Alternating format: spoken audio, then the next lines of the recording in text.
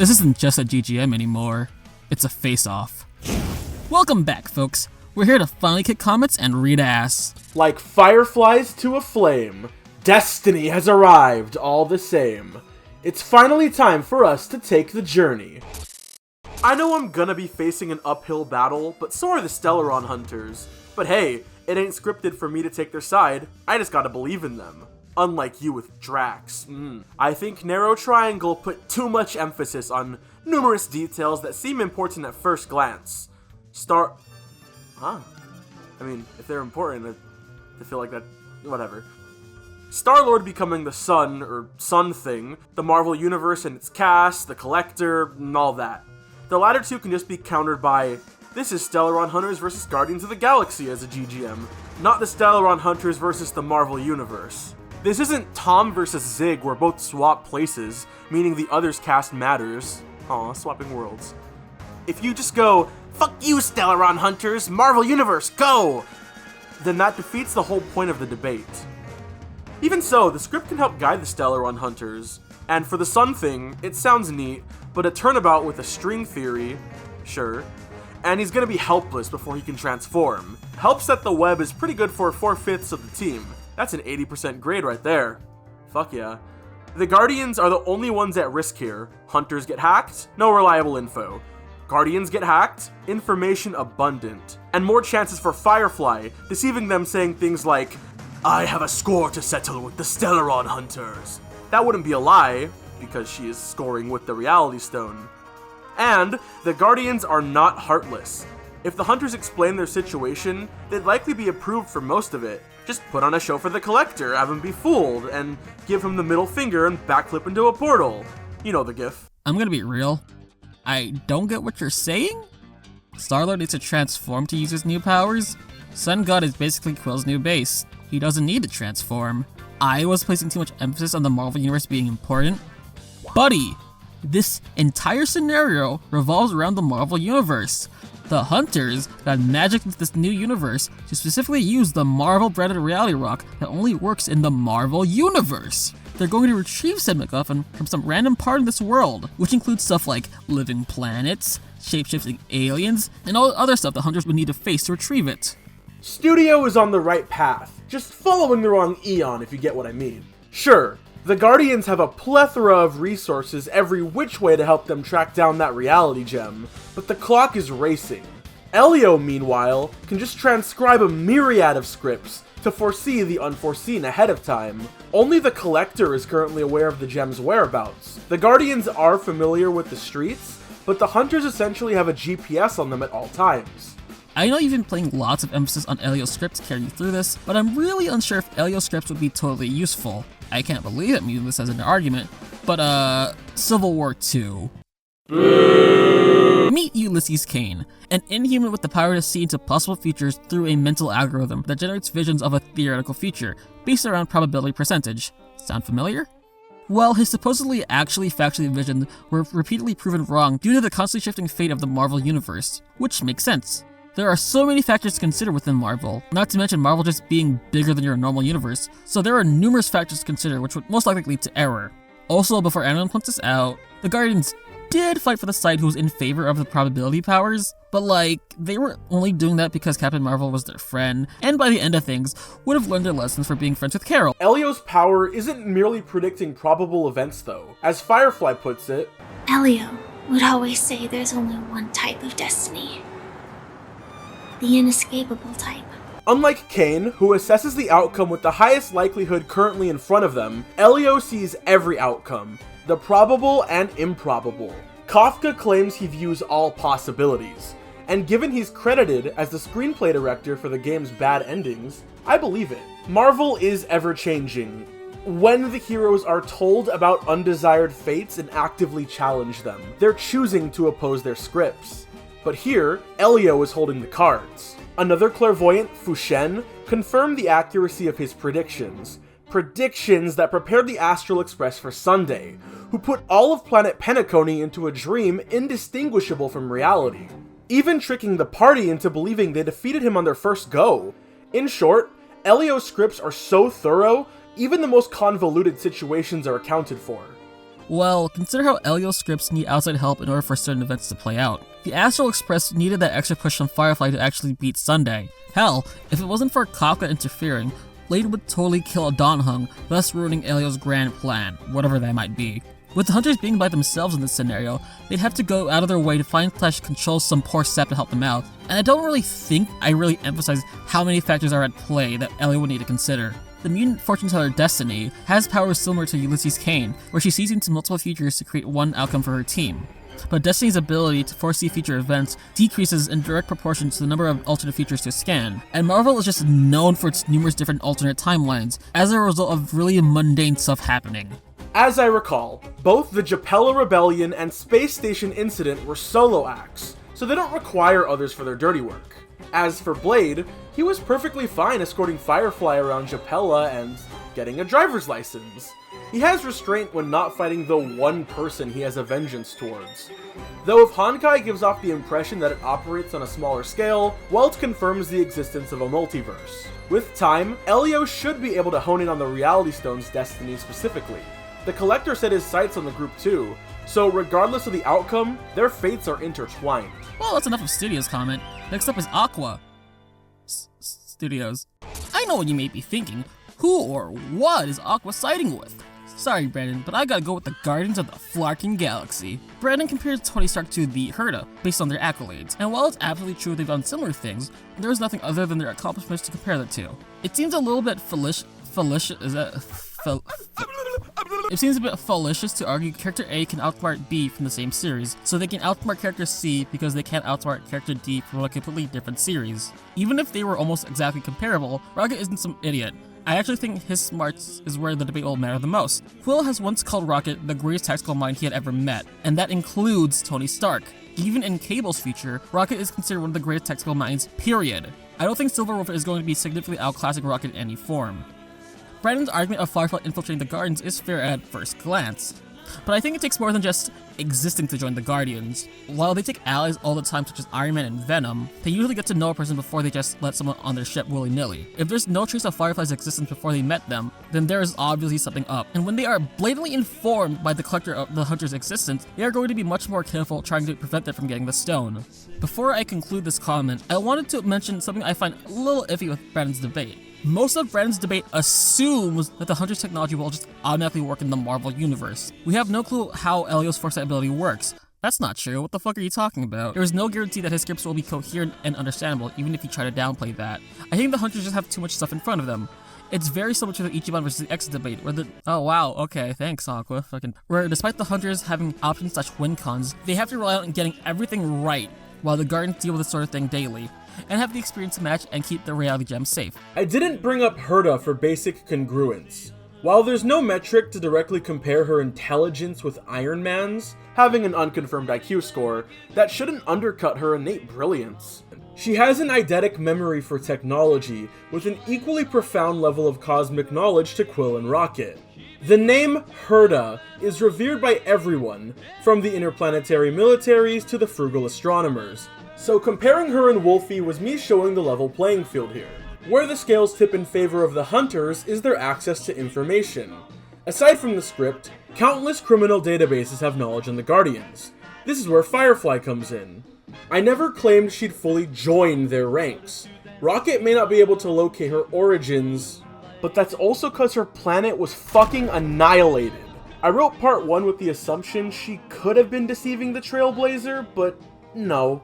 Do you really think they'd be that insensitive to her plight as to ignore or kill her? Well, considering the Guardians is the team with Mr. Everybody's got dead people, then probably?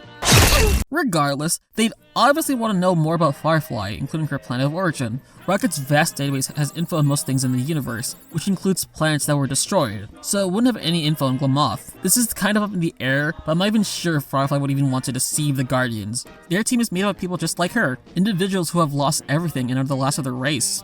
Characters like Groot, Rocket, and especially Gamora. Wow, that explains the thumbnail. Sam's attempt to go off script to isolate the Trailblazer didn't work, but an attempt was made. Any moment of hesitation matters when these guys will actually kill you if you lie to them. Firefly is fiercely loyal to her team's cause. In part 1, you claimed the hunters were more like co-workers, and that's about as untrue as Ting Yun supposedly being 6 feet under. I thought they'd commit! Leave me alone! But their bond is resilient. In front of a wish-granting power, Firefly was offered an immediate out from the grips of entropy loss syndrome, at the expense of her teammates. She refused it without a second of hesitation. Makes sense given they saved her from endlessly drifting in space. You can call this part a headcanon, but Blade is almost a surrogate father figure for the girls, taking Wolf to arcades and getting all gussied up for picture day with Kafka. Their connection isn't as storied, but I don't see a scenario where they betray one another.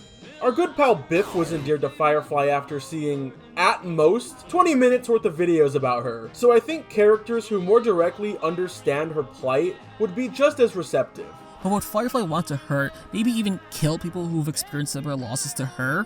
Really doubt it.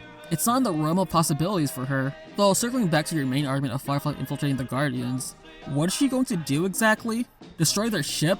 They have multiple different ships than just the Milano. Fight them? Really doubt she can take out 5 different people in a fight, but that's a different topic for another comment. The best she can do is slow them down, but if they catch on to her early, then that's not going to be an issue. Funny you ask that, because if all goes as planned, her presence alone would incite issues if these groups went head to head, maybe because of a specific ability? Here's GA's comment detailing just that.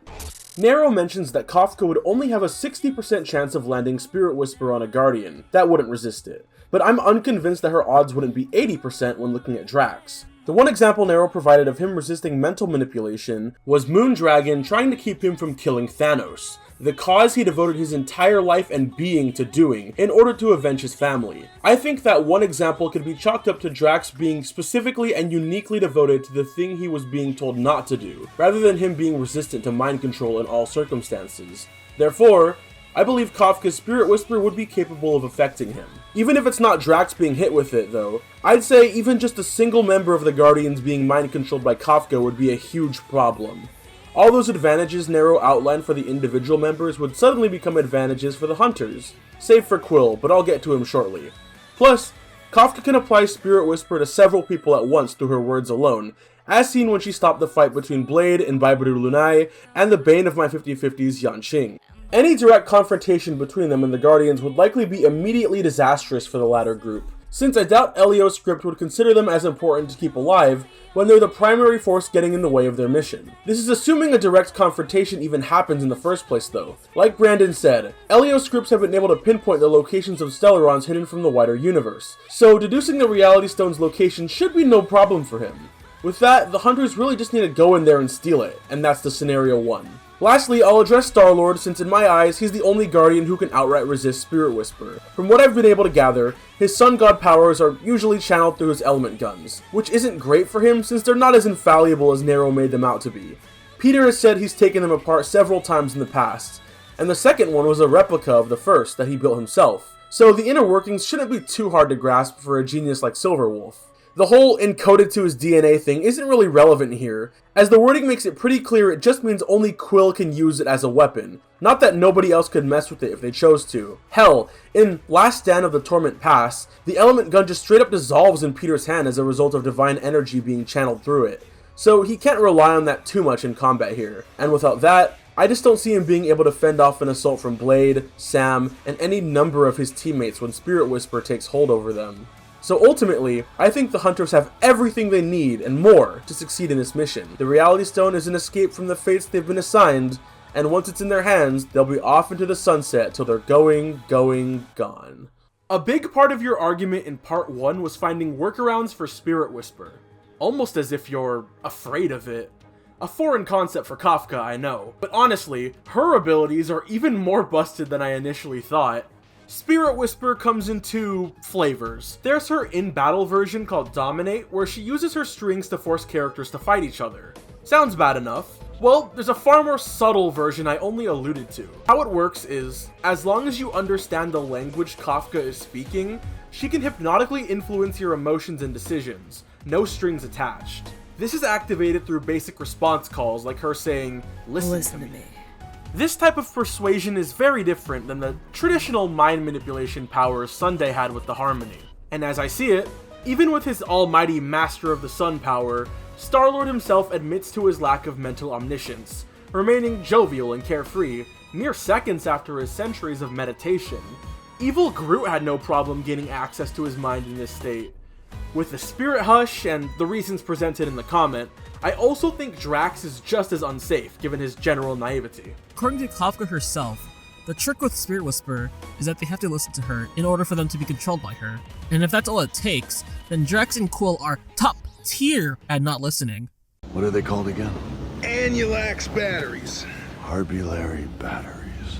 That's nothing like what I just said. I didn't exactly place too much emphasis on Moondragon's telepathic powers, but for reference, she's like the telepath to scale to in Marvel, having matched the likes of Professor X, Doctor Strange, and the extra-dimensional Umar. I'd compare Umar to the likes of Star Rail's Aeons, who I'm pretty sure Kafka Spirit Whisper can't touch.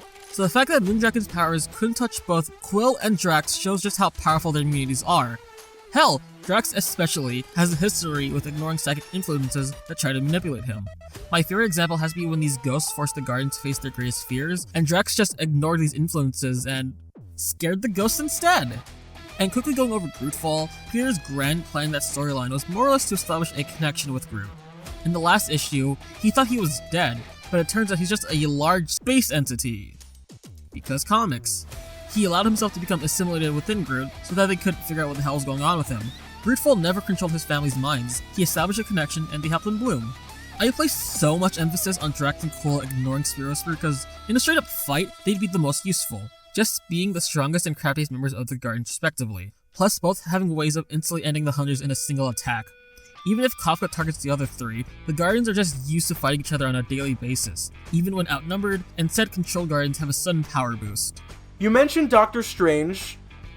I cannot believe that I'm going to have to bring this character up, but there's a certain member of the premier GGM that shows just how effective persuasion is as an ability, even against his psychic defenses. Ebony Maw. The first character I commented for on this show, Maw describes his power as using language and his words alone to hypnotically invade the mind and persuade others to serve him. This is exactly how Kafka's Spirit Whisper is described. March and Pom Pom insist the only way to stop her is to avoid speaking to her. But Whisper is also subconscious. As long as you understand what she's saying, whether conversing or just an earshot of her voice, your emotions slowly bend to those of hers. Cool, they'll act first and ask questions later against a visually demonic threat, but Quill is also a frequent womanizer. Kafka's everything screams textbook femme fatale. But more importantly, Spirit Whisper is most effective at controlling the underlying beliefs of others. With that Firefly play, sob story or not, I feel once the Guardians see her true self, no matter what a lie detector says, there'll be a part of them that wants to believe her plea and help her. This vulnerability is what Kafka can capitalize on. We can go back and forth about the morality of both teams, but the Stellaron Hunters are the only ones specifically capitalizing on this aspect. Freaking womanizer. Are you insinuating Peter is going to take a page out of my father's book and get scrummy? Adam, don't. Well, I'll have you know that Peter's womanizing habits have significantly decreased after his long soul-searching journey, so his ogling and Himiko's girlfriend is not going to happen on sight. You keep harping on Firefly leading the Guardians astray, but I feel like if they found out she was deceiving them and led them to some sort of trap, then they'd prompt them to instantly use one of their one-shot weapons against the Hunters. These guys really don't like getting lied to, as whenever a Skrull tries to impersonate Gamora, it never ends well for the Skrull. The fact that the Guardians have home field advantage in terms of which universe the scenario is operating under is one of the biggest advantages they have that I think will contribute to their victory here. Not to say the Hunters are out of their depth here, they have the competence and resources necessary to potentially know everything the Marvel Universe could throw at them, and potentially get their hands on the reality if it was just them. But that's sort of the problem here. While I don't think the threats of the Marvel Universe outside of the Guardians alone will be enough to stop the Hunters given their access to the scripts, the Guardians have them trumped here. Just having information on what to do against these giant threats is just not as viable as the Guardians already having experience with all these scenarios, and having weapons and tactics prepared for them. When it comes to the Hunters' methods of fighting the reality versus the Guardians' methods of fighting it and stopping the Hunters, the Guardians just have more control over the situation here. The fact that the Hunters' side have to rely on them piggybacking on the Guardians here, in regard to accessing the reality gem quicker, is sort of already admitting defeat for this particular point. Now that I've made my point on both teams concerning the Hunter's win condition, let me finally shift topics to how the Guardians could deal with them and defeat them, which is their win condition. While the Hunters have a plethora of abilities that could throw off the Guardians, or could potentially hit them back a little bit, the Guardians still at least have counters to these, like some of the Guardians being immune to opponents messing with their minds or tech. I see the Hunters having a much harder time dealing with the Guardians, who seem to have the advantage in raw power, whether it be through raw strength or the weapons and abilities they're packing. Narrow at least made arguments for the sheer power the Guardians were packing, that being just being able to contend with Marvel heavy hitters through raw strength or equipment. Brando more so made arguments that the members of the Hunters could contend with some of the members of the Guardians in terms of personality and their basic kits, and less so power. But even then, if Blade and Gamora, Silverwolf and Rocket, and Sam and Groot were all perfect parallels to each other in terms of power, that's just leaving Kafka with two of the heaviest hitters of the Guardians that both counter her Spirit Whisper. While Kafka could obviously just target other members, and Sam has good options against Groot like the fire stuff, the Guardians would have an extra player of the field of battle, and would have each other's backs in these cases that wouldn't immediately down a member. Meanwhile, I see no such case for the other members of the Hunters if one of their own just died to a greater source of power like the Power Gem. In which case, I see Kafka being the first to bite in the immediate case she were to use Spirit Whisper on a member of the Guardians that couldn't resist it. Brando did mention that the Hunters would be motivated by the sheer fact they have nothing on the level of the Rally Gem, which could make all their issues go away just like that. So I have no problem in believing that in the scenario that they don't have the said gem, and are fighting an opposing team with a slimmer gem specific to power, that the Hunters would have no access to anything on the level to match that level of power. So overall, I like the Stellaron Hunters' plans, except it sucks, it's fake. The end. The Guardians have more control over the situation. Their sole win condition is killing a group that'll be shifting between God knows where constantly. This is more than a battle. They've got some cool toys that'll supposedly end the encounter in one shot, so do the Hunters, while also possessing methods to flee the fight if required. Groot gets melted, Rocket and Gamora get mind-crushed, and Silverwolf deletes the rest from play. Her whole thing is anonymity. She could erase any traces they leave like she did in Penacony. With multiple avatars to alternate between for her, in a universe where she's got a blank slate no less, they're effectively ghosts. The vastness of Marvel works both ways. She doesn't have to piggyback off Rocket to win. She can simply make their journey super arduous knowing where they'll end up at all times with her script. If they flew into the portals, they'll need to constantly course correct themselves. Well, I do take issue with how exactly Silverwolf's ether editing is going to work in this brand new universe. Ether editing isn't as expanded on compared to something like Spirit Whisper, but from what we do know is she does this through use of an ether cartridge. The ways through which a hacker perceives and modifies the world are recorded on the thing. Why is this important? Well, on Wolfie's home planet, Punklord, Punklordians specialize in converting information such as language, thoughts, and emotions into a line of code for ease of interpretation. Punklord as a planet is reportedly purely made out of data, so this tracks. Which really makes me wonder whether or not Wolfie is going to be comfortable in this all-new universe, with foreign information all around her. After all, you can't exactly break a game without knowing the ins and outs. This is speculation at this point, but I have some info that can back up my claims. In the quest Punklord Mentality, Wolfie goes out of her way to retrieve the ether cartridge of legendary Punklordian hacker Stoneblade. As much as she denies it, Wolfie clearly wanted the thing, most likely due to the thing having the entire recorded life of said legendary hacker. Information is clearly important to a Punklordian hacker. Having more info about a game definitely makes the experience more entertaining, but this knowledge is useless when the game changes. Sorry if this is getting too convoluted. The extent of what Wolf can edit and how is currently undefined. She even has some level of fourth wall awareness, but any guesses for how are speculatory. What we do know is, as a child, she had a knack for electronics with an insatiable desire to understand how they work, eventually leading to her greater understanding of the universe and how it works. She exhausted all levels of reality and is now numb to hers. So if anything, the new greenery could be exactly what she needs to perform like in her prime. It's a different universe, but unless you have a direct example of the air she's now breathing being toxic to her, Marvel and Honkai's concepts for what a universe is aren't contradictory. Maybe she isn't gonna be tearing through reality immediately, but her blaster and portals should be fair game.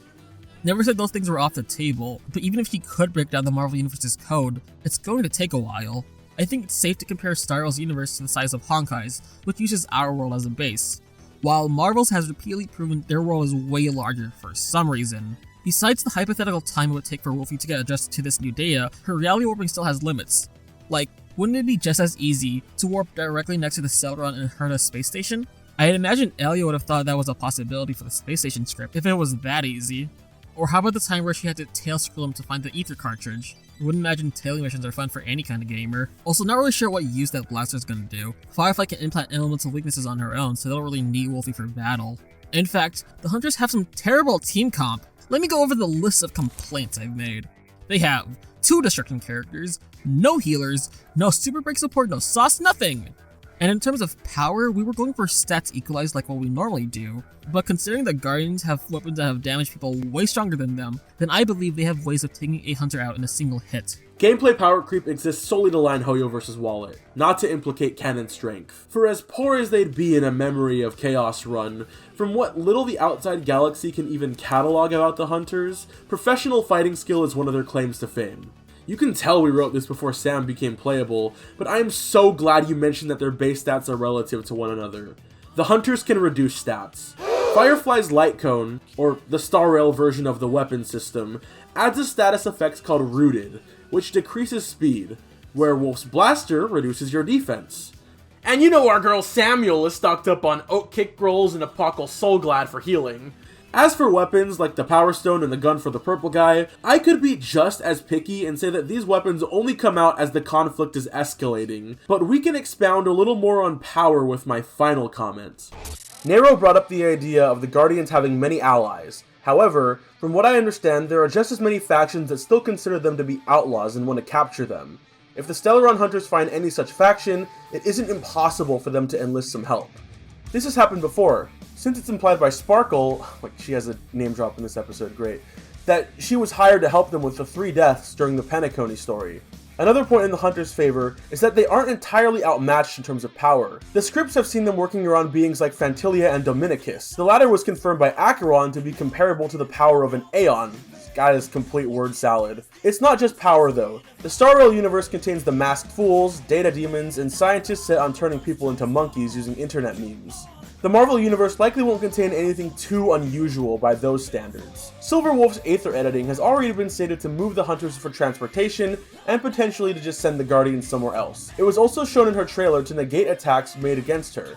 The fuck are the Hunters gonna do to that? At the end of the Punk Lord Mentality story, she decides to single-handedly infiltrate the IPC's headquarters to get her accounts back. The Interstellar Peace Corporation are a universe-spanning business empire with their own military and planets that they conquered and colonized, on top of the fact they're in charge of the real-world update announcements. Considering all this experience in hacking, infiltration, and avoiding apprehension, the best the Guardians can do is leave some angry messages in the post-game chat. Moving swiftly to Kafka, even if her Spirit Whisper wouldn't work on the Guardians, it could still prove useful against any number of people in the Marvel Universe. Maybe the leader of some powerful military faction that could then distract or intercept the Guardians of the Galaxy. I mentioned before about factions that might already be willing to help, but Kafka's power only expands their list of options. Blade and Firefly I have less to say on, given they primarily serve the same purpose. I don't doubt that something in the Guardians' long comic history could do the job against them, but none of their go-to weapons would leave any lasting damage. Even with that, I would argue Firefly is more of a threat in combat, given the Sam armor's destructive capability. As well as that, Brando mentioned Silverwolf being able to implant weaknesses, but Firefly Special can do the same. Yeah, we wrote that before she was playable, that's my bad. I can't think of much else to add, so I'd like to point out how good the Stellaron Hunters look in their Mafia suits at the end of the Japella Rebellion trailer. I don't think I've heard anyone else talk about it before. The Hunters can find some to take out the Guardians, but despite their free-nature demeanors, the Guardians are intergalactic heroes. They would actually need to find someone dumb enough to fight people who have not only taken on cosmic deities, but have also rubbed shoulders with some of the greatest heroes across space. Sure, Spirit Whispering is an option, but that means they need to go out of their way to find someone useful enough. And when the scenario is time sensitive, that's not a good play. I mentioned this in the previous comment, but we assumed stats equal was in play. But Brandon did mention some workarounds the Hunters have, so I guess I'll do the same. I kept harping on the one-shot weapons the Guardians have because the Hunters themselves haven't matched stronger characters in canon. Blade was defeated by Jing Liu, someone who rampaged across the Xianzhou, and was only defeated when the based Jing Yuan dropped an electric god on top of her.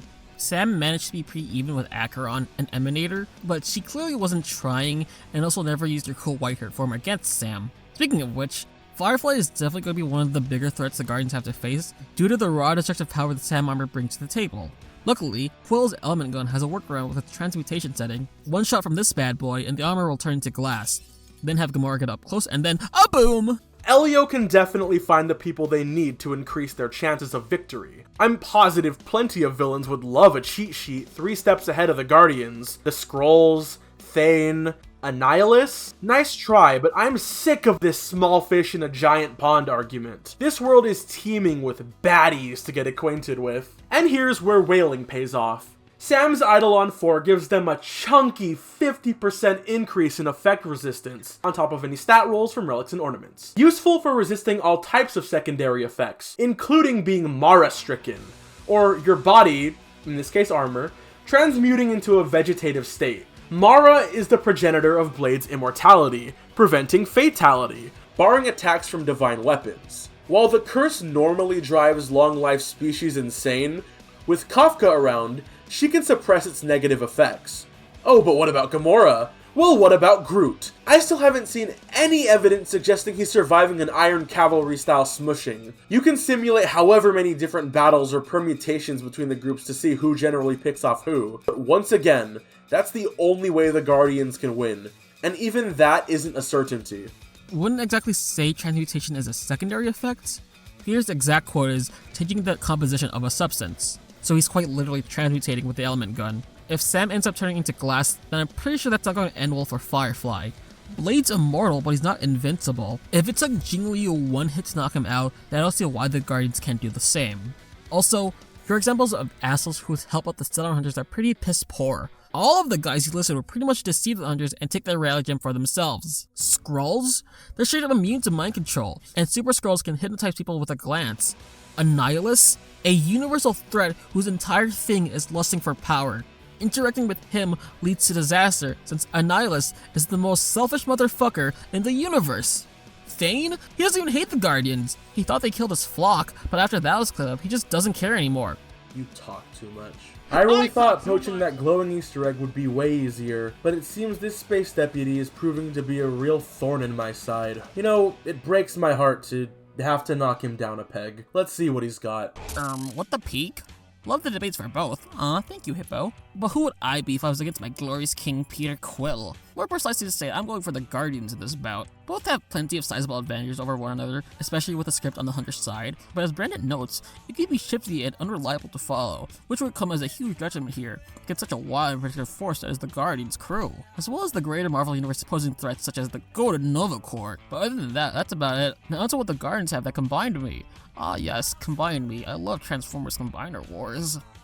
What really sold me was how potent and versatile Peter's guns and powers would be to counter and exploit of the Hunters and the Guardians match. Okay, I got you. The mind manipulation the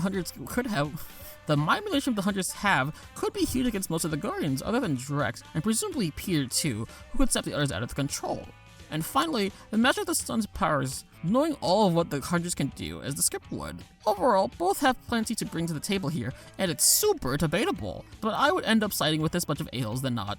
The winner is the Guardians of the Galaxy.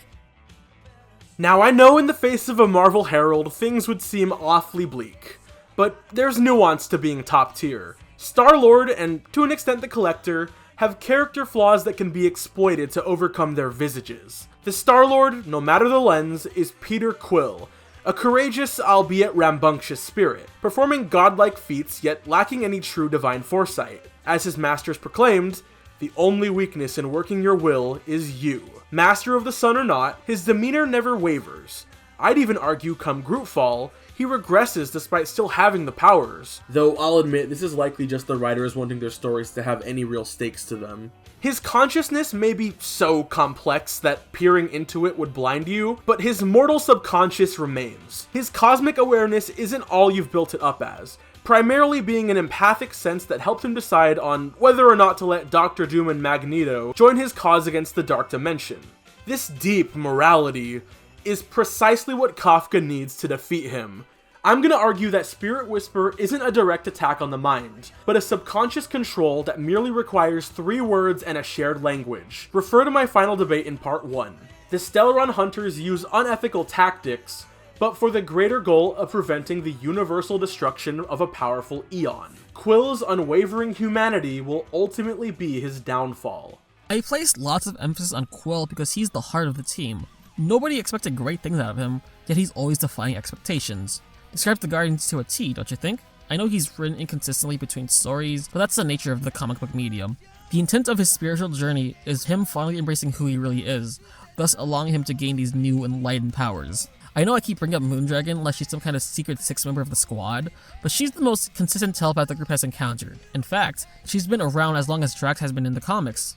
When Heather Douglas gained her psychic powers, one of the first things she did was control the thoughts of a planet with millions of people to be extensions of herself, and when the Avengers came to check on them, she controlled Thor's thoughts to boost his own ego so that he'd be on her side, and subtly increased Iron Man's anger so he can be more rash in his actions. So if top-tier telepath Moondragon describes Quill's mind as a puzzle she can't make out, then I have no doubt that Kafka would have trouble initially reaching out to Quill if she tries to understand the inner machinations of his mind. I'd honestly compare Star-Lord to the Trailblazer, whose mere existence caused Elio to make changes in the script. Elio may know the outcomes of potential choices, but not which ones will actually get chosen. In Kafka's character story, he put out a one-order detailing the possibilities of whether or not Kafka picked up a canned drink. He detailed what would happen if she did and didn't, but made note that he didn't know which she'll actually go for. So combine Quill's wildcard factor, plus the constantly shifting landscape that is the Marvel Universe, and we'd get uncertainty. But there's a crucial difference between needing to read someone's mind to control them and manipulating the thoughts already in it through words alone. Control versus persuasion. Marvel and Honkai make this difference very clear.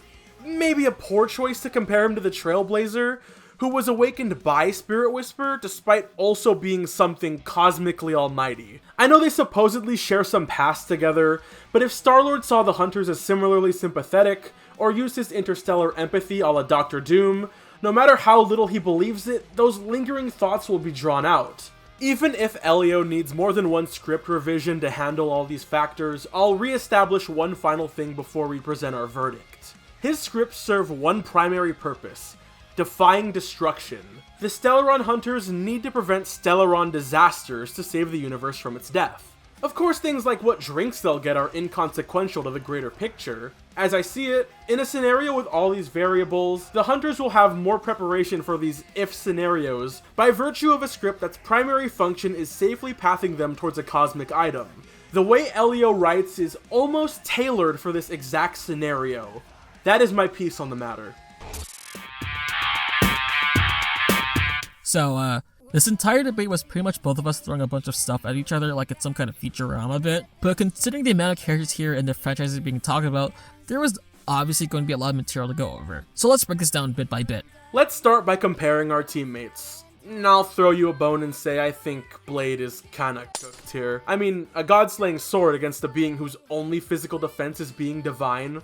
Blade is a formidable and tedious obstacle at his best, but that's all he's bringing to the hunt. I'd argue Groot is a little more useful than Blade.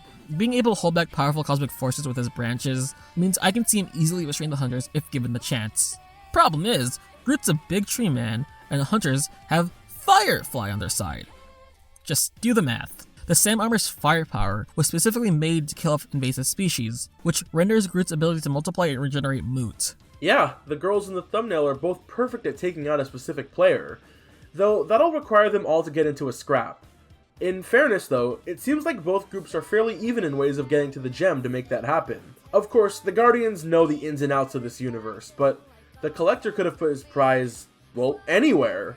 Elio can give the Hunters a more general idea of where they need to be. Star-Lord's cosmic senses may be able to do the same, but it's more a feeling on his current position rather than something actively signaling him where to go next. Without as clear of a shot, potentially running into detours a la Firefly, I'd say that about balances things out. Something that isn't as easy of a comparison are the brains of the bunch. Both Rocket and Silverwolf are about even when it comes to smarts. So if Haxor over here manages to breach into one of the Guardian databases or ship, Rocket can just set up a counter hack.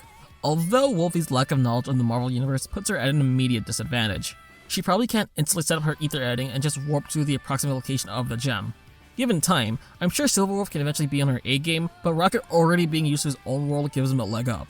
Backward zoology aside, here's where things start to turn. So the overwhelming power of Star-Lord and Drax had me worried for a little while.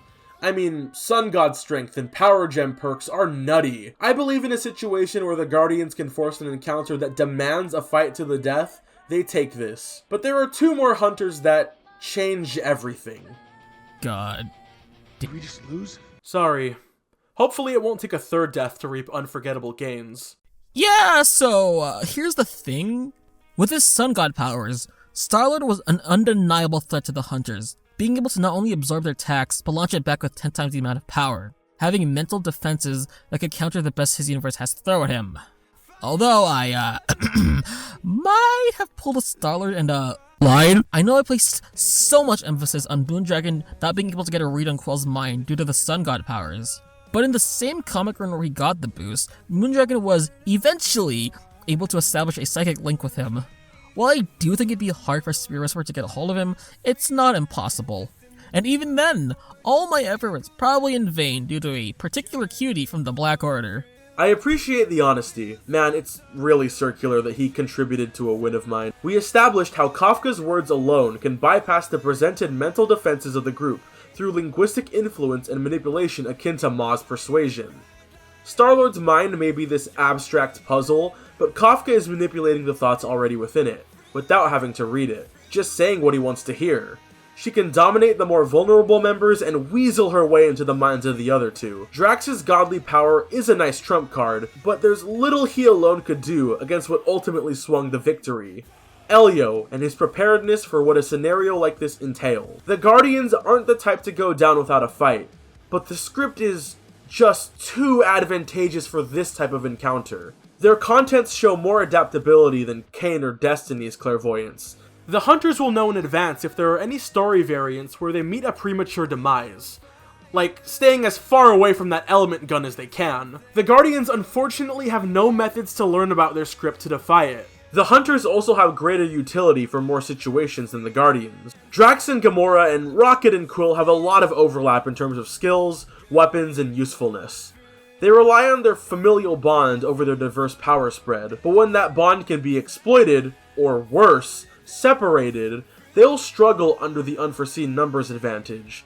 I've got Firefly to thank again for potentially getting them all ideological. This isn't an easy win by any means. It's all about making the right choices after all. But when you have the chance to make a choice, always make the one that you won't regret. Drax is still the only one with very clear mental defenses. He can probably just ignore Kafka's influence, just keep on trucking. Given the chance, Drax with his power gem can take out the hunters in one shot. But a 1v8 isn't exactly the best position to be in. And while the fate of the Marvel Universe is constantly changing, meaning that the hunters don't have a perfect script to follow, the fact that they have something that can at least help them get prepared for things like all the one-shot weapons I've been gassing up is a lot better than the Guardians going in completely blind. And that reason is why I was eventually persuaded to the hunter's side. Don't you worry, Narrow. I'd be kicking myself if anything really bad happened to the Guardians, cause I love both these teams. Their MCU trilogy, that's peak cinema, and checking out their comic runs gave me a greater appreciation for the cosmic side of the Marvel multiverse. And of course, I had to debate for a Hoyoverse game eventually. Star Rail is very special to me, even if its writing style is as alien as its titular travelers. Seriously, those writers don't go a single cutscene without introducing a new proper noun. Still, getting to rep my favorite characters from the game was a plus. This is definitely what I'd call a priceless experience. Cool. Come on, you're a Hoyo player too. I know you've got some skin in the game. Go on, what did it cost? I'll have you know, I paid $50 just to get Firefly. No shame to admit this, but I love Hoyoverse in their games. Not just Star Rail, but even Impact 3rd, Zenless, and of course, Genshin Impact. Something about these universes where their very characters and banger soundtracks always keeps me engaged with them. Hopefully one day I can debate for a character from one of these series instead of against. And if it wasn't obvious enough, I love the Guardians of the Galaxy. From binging the entire trilogy with my siblings, reading the comics, playing their awesome game, this band of losers have been surprising cornerstones in my life. And I'm glad I got to share a tiny bit of that love with y'all. Would have been nice to get a win, but hey, it's my second episode. I'm sure I'll get a win eventually. Right? I'm rooting for you. See, that wasn't so hard. Can't forget that part of the script. Now let's see how the Hunter's script helped them achieve their desired ends. I've never much cared for jewelry, but I can't help but wonder how you all see me right now. Traitor. My goal wasn't to deceive you. There was simply no other option. Bull flarkin' shit! Quill, are you out of your dashed mind? Let this play out. I don't know why, but I have a good feeling about this. Well, I have feelings too. And right now, I'm feeling pissed! My, very impressive. It seems I was right to expect great things from you all. Unfortunately, playtime is over. I've come to retrieve what is rightfully mine. You all will make fine additions to my collection. What did you just do? Blady craved for nothing more than to rid himself of his curse, and since you seem so insatiably greedy for everything that's ours, we'd happily relinquish it into your possession. After all, it loves long-life species. A soul for a soul. I have longed for this outcome for many eras. They have all fought tirelessly to aid in my pursuit for an end. My only hope is for my friends to continue pursuing their own desired outcomes. Please take care of them. Now, do you mind explaining what just happened? It's simple math, dear. One immortal life in exchange for another. I am Groot? Again, I'm Firefly. This is Silverfly. Calibrate your beacon. Oh, so you're the one who's been failing to hack into the Milano. And if it wasn't for that outdated and incompetently designed firewall that you use, I would have gotten in too. I'm gonna miss that man. No one's dead forever.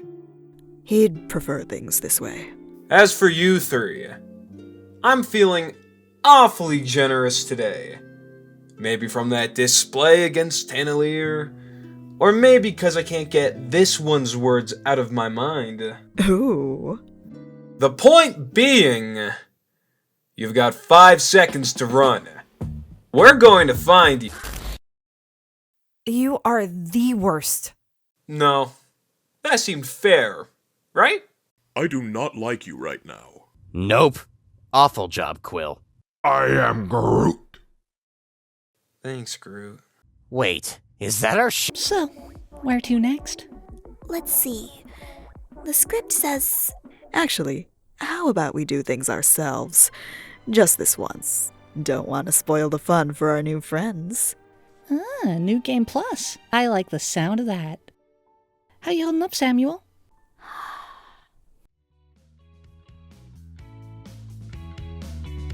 Never better. Space girl, show me the stars. You know the galaxies in my heart.